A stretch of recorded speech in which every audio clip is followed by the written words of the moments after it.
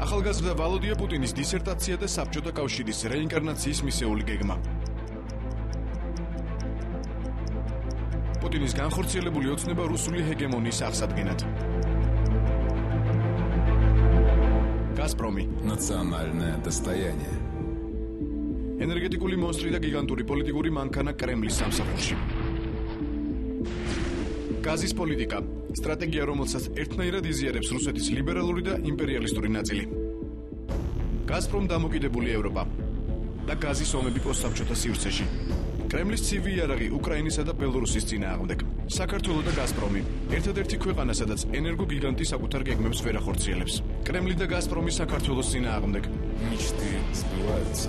რა კავშირი აქვს რუსულ ოცნებას ქართულ ოცნებასთან? შაბათს 3 დეკემბერს სპეციალური რეპორტაჟი გაზპრომი, მხუთავი პოლიტიკა.